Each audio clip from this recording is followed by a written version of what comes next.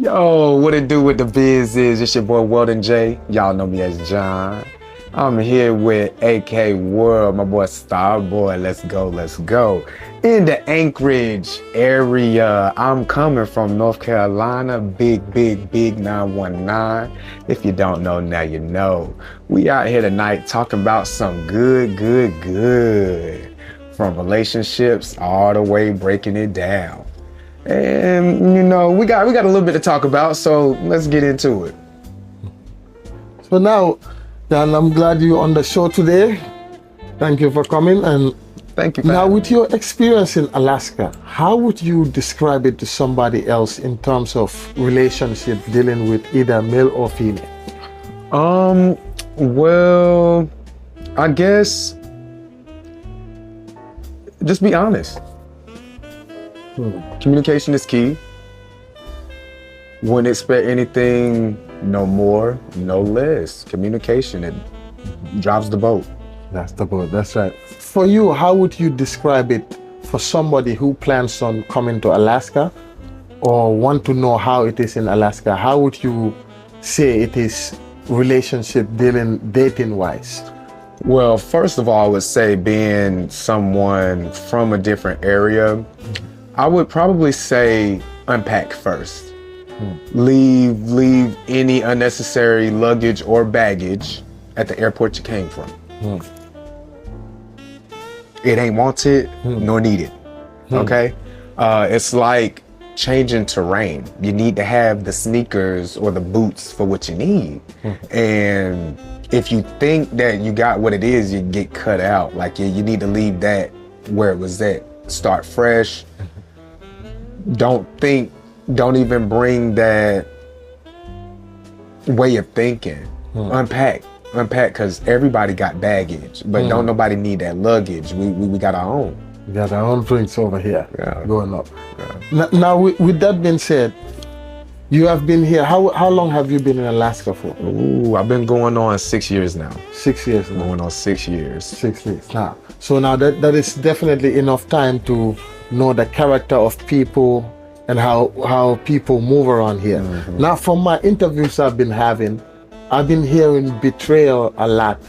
Has to do a lot with what people have to say, and also the type of people. And I know you are somebody that is comfortable with your sexuality so explain that to people a little bit so we get a little bit of understanding on that. Betrayal. Yes. Betrayal. Or even, I think we start there on you and what type of person you are, what you represent, and then we go from there. So anytime, I mean, if we really want to call it what it is, anytime in life, because relationship is bringing people together. No matter boyfriend, girlfriend, mom, dad, yes, we are talking about intimate parts of people's lives, but again, that honest communication is supposed to drive the boat. So anytime you have that friction or that doubt, most of the time something is being perceptive and deceptive and not honest. So when it becomes betrayal, now you start talking about loyalty. You start talking about people gaslighting something that they know they shouldn't be doing and still trying to continue and carry on as if things is okay. That's when it gets dangerous and betrayal becomes exile. And a lot of the times with coming exile, it might not be too pretty. It might not be too pretty, and those are those games that aren't for men or women. Now over here, in your own experiences, tell me or take us through a time where that have became a thing, a real situation. Well, I gotta take the glasses off. The glasses don't come off. Brace. I gotta take the glasses off. Let me brace. Glasses are off. I consider myself to be a chosen vessel of God, capital G-O-D. Big. For those of my American side. Yes, I praise all day. And I'm thankful for my God. Yes. God Hallelujah. is okay. With that being said, I'm a very outside person, and God gives us tests on a daily basis. And I'm a firm believer that if you don't learn anything in a day, you wasted a day. So had not a lesson been learned today, no tests. You become that test subject. And now you become silent because you don't have a testimony. How do we help others if we're not able to get through our test? A lot of people don't understand those things where your testimony comes in. You got to go through the test. You got to. You can't be afraid of it neither. But every day is that experience, especially someone who's proud. I'm a proud gay black man and bisexual for those, if you really want to call it what it is. But right now I'm in a exclusive relationship. Exclusive. So I don't play those games. So yes, I am a bisexual man, but I'm committed to a man. So right now I'm gay as hell. So you go this and that way? I do. Yes. I do in a single life. In a single life, if a woman approaches me, however it may come, if she got what it takes, she could be the next one. Like what is some type of things you see in a female and you say, oh, I mean this one masculinity. She has to have the balance. She has to know who she is, a boss. And what I mean by that, I ain't talking about this Zeus network, all of this TikTok rhetoric. We don't know. We talking about organic, and I don't even like saying organic because that takes away from nature and natural ability. A boss. A boss. And again, I don't want to misconstrue that with a woman who wants to wear the pants when she shouldn't have to. I'm talking about one who can think for herself. One who, if something happens to Papa, she can pull the pants on. Definitely. Now let me ask you another question. What do you think people get wrong about you? My image. That's always that'll be the number one thing, because when someone doesn't know you, that's the only thing they can. Image. But the ability that God gave us, we have vision. And the chosen vessel that I am, I give a pretty proud light of comfortability in space and vulnerability. That gives me the opportunity to break those walls and those barriers to now get to what we need to get to. I ain't afraid of confrontation. Not when it comes to communication. Now I seen that. I seen that you now not long ago I seen you was posting about something about people hiding behind confrontation but want to be outside. You can't have it both ways. You can't hold court in the street and then hide your hand.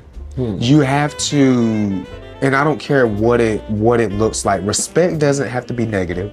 Respect doesn't have to be violent. It's what you're asking for. Now, I am from a culture where we have a faithful saying, fuck around and find out, excuse my French. But I am, again, a big Sagittarius, December 17th, and we're firm believers in honesty. Like, I don't care how the conversation goes. We should be able to shake hands and move on. But again, if that line is drawn, we can take it however you want to. And that's, when it comes to, again, masculinity, that's what I speak on. Standing 10 toes down has nothing to do with gender. Respect and masculinity is worn in the way that protects ourselves. And lack thereof. Like, seriously. Now, I haven't conduct many interviews with people in the LGBT community. I think the only person I've done interview with Jay Sean, you know Jay Simon? Yes, I've done yes, yes, yes. interview with him. Now he says something like there's a lot of DL men here. He said DL man. Me, I don't understand what that is. Well, I don't. What is that? And again, in the community, I don't. To me, I understand what they mean by down low, but I see it as curious. I see it as someone who hasn't been. I see it as someone who hasn't had the opportunity to breathe. But the way that some of the world perceives it, it does come off in a way that makes it secretive. And that's so what question are we really getting at with down low? Like what's the context he said that saying? He said that, and he said it's a lot of down low DL men here in Alaska. I can't say that I have had the opportunity to witness that. I have noticed it in some places. Community? Now, I can say, yes, of course, it may even exist. You know, we know that there's people or individuals who may be on the low. But I am a very big believer, again, in a chosen one of communication, respect, honesty. I don't really get that. I don't really get too many people who feel safe with playing those games. So I unfortunately and fortunately at an early age, I created this demeanor within myself. You gonna think twice before you even approach me, even with the image that you think. You gonna keep them words to yourself over there. Because once you come over here and cross that line, now we having conversation. And again, I ain't afraid of confrontation. Now that's why I brought you here, because I've been seeing you carry yourself confidently. When you move, you do things you with confidence. That's why I like to know and know what I know. You also do music. Oh yeah, that's my I call it my magical mystery ride. Music is the foundation of who we are. Again, I am a proud Black American. Music has saved my life, literally. As I was young, I used to have seizures. I was a very bad epileptic. Again, don't judge me, but I am a product of being a crack baby. It has been something that I don't know if a lot of people knows, but most of the time when you are born with something like that inside of you, you don't get rid of it. It doesn't go away. It's almost like the crack baby, I'll say it's that first hit that the crack person gets. Just imagine. That's that first hit they chase. I believe that if that person had a child, that's where that energy is going to go. Because it's unexplainable, but you see it. The way that person drives. I'm really starting, and I'm looking into launching different case studies, having more conversations about these things, because the government is like watering things down, keeping certain things away from people, but at the same time using those same people as the guinea pigs to gear the machine. But the only difference is taking the mind out, so it's like they're just being controlled of things. What is your take on the government of America right now, on the president? God is love. That's all I can say. That's all I can say, because all I can do is pray, and I hope that things do get better. But where I am today, I'm no longer hopeful. I'm more active. And I demand. Government is bullshit. Politics is bullshit. And again, we don't need any of it to have conversation. We don't need any of it to communicate. Definitely. And again, I don't need another man speaking for me. Definitely. That's how I really feel. It has done nothing good at all. But promote diabolical content. Definitely. Now, talking about that, we are getting into the last 5 minutes and the hard segment of this. We go to the next question. Give me your craziest ex you have dealt with in Alaska and why. The craziest ex I dealt with from Alaska, we were so much in common, all the way down to being Black and Latino. Tell us how we started good and how we went to hell. North Carolina. And I ain't gonna say no names because I still got love, big love. We both come from North Carolina and we traveled together. It's funny, my uncle in his mind, like we're very big family oriented. And of course they're worried about me. Are you coming here for him? Da, da, da, da, da, da. I'm like, ugh. I'm living my life. You know, we got bigger fish to fry. You know, I am a Black man and I got to defend and feed myself. So we moved out here. We fought almost every day. Almost every day. Literally almost 2 years we fought. What was some of the fights fist about? Fights. Fist fights? It was, to me, over jealousy. And the funny thing is, I'm a proud gay Black man. But why can't we both be pretty? Why can't we both be ugly? If we came into a gathering, why can't we blow up? Why does it become it almost starting to feel like you're being cloned? And this person is very pretty, very attractive. That's one of the biggest things about me. Don't be a ugly pretty. You can't be both. I would rather somebody be ugly, carrying it on like such. They got a reason, if you want to put it like that. Definitely. What's your excuse? You attractive. And you let your inside make your outside look like garbage. So now you ain't nothing but a face. We can put, they put a face on, what's the trash can monster on Sesame Street? What was that, Sesame Street? The can, the garbage can? I forgot. I want to say Cookie Monster, but that ain't. Let them put it in the comment section. Drop it in. It's there. They put a face on him.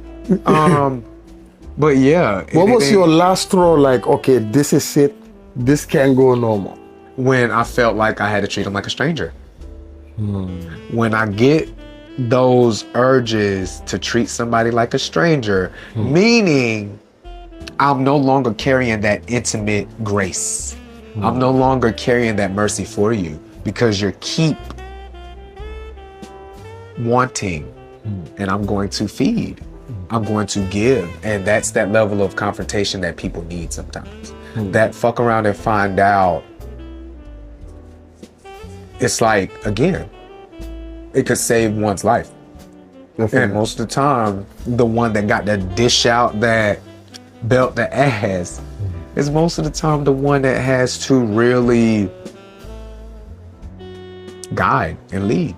And it goes back to, excuse me, what we were saying in the beginning. All of my situations, all of my outside experiences is one and the same. It really ain't no different than my girlfriend or my boyfriend. I really do try to treat people the same. But I give those that I'm in relationship with a little bit more grace. But you would think that I was a hoe. The way that I interact with people out in the world, you would really think that, like, I'm very flirtatious, I'm very friendly, and I don't give a fuck. Because I be looking at it. I just had a situation this past week in a disco club, and a woman came to me talking about something, be careful. I said, be careful of what? What would I need to be here for if you could handle it? Obviously, you being the woman, you can't handle it. She came to me. Someone was making threats to a woman in the club. And the woman came and ran behind me. So again, ma'am, this might be a conversation for another day, but you got a problem with masculinity. Because obviously God said, you're still not enough. She came to me. So wait, we'll have that conversation later. Let me figure out what's going on with this woman and we can move on from that. So I again, no different. I would have done that for my lover. But again, a stranger, in order to do that outside, you still got to have that level of intimacy the same way you care about yourself. Don't see something happening to somebody and act like you don't see it. You know what God does to people like that? They take your eyes. And then they'll wonder why I'm blind. You acted like you didn't see it. But people be like, oh, they're blind. But you really got to think about it. You know what I'm saying? Again, don't judge me. But think about the families that are born blind. Think about the families that were born that can't speak. Was that the fault of a father who lied on somebody? And God put karma down through your family? So now your whole family can't speak and you got to deal with it? You never know. But that's the God that I believe in. You can say what you want to. I believe in the New and the Old Testament, but I'm a firm believer. If you can't walk no more, would you like for us to open up to the court as to why? And most of the time, those same people still be running around like, ha, ha, ha, ha, ha, ha. All right, he about to take the other one. Then when he take the hands, take the tongue, what you got next? Stop playing games, be grown about it. Definitely. And what is your take on 50-50 in a relationship? It should be 100-100. Elaborate that. 50-50 ain't getting you nowhere. 50-50 can't get you gasoline around the corner. When you talking about getting off the shelf and stepping into the market, why would you want to bring 50%? You're telling the world you're ready. That should be 100%. That's it. When you bring it together, it really should bring a total of 300. Because again, with respect to recognizing this woman or the feminine energy on the opposite side, she shouldn't be no less than you. So it should be multiplying, which you should be increasing. It shouldn't be devaluing you at all. If that is happening, something ain't right. Something isn't right for anyone that something doesn't make you better. Now, from some of the women I've interviewed, right? Some of them are like, some days it's like 50-50, some days it's like 60-40. They need to stay on the shelf. A respected relationship ain't got time for that. If those things are still being mustered in mind, you're not ready. Like we started with, leave that baggage wherever you at. Yeah. If you're not ready, who the fuck want 50%? Who wants 50% and you gonna demand 100? Now, I think what also in this other term, like, let's say a guy and a girl, like, or in a relationship, some women think or say that the guy deserves to pay for everything, and some other people say the mutuality. I do believe in heterosexual courtsmanship, a balance. That's where we're getting lost in today. The masculine feminine balance is off. It is off. It is so off. And again, these are conversations that we can have for another day, because I do believe it goes back into the government with the white devil. Yeah. That kind Don't of man. scatter the place. That kind of man. It's your fault. It's your fault. You let the black man take over, we can show you what it really supposed to be like. You'll be loved, but you got to work on it a little bit, okay? No wonder why your ping so small. Stop lying.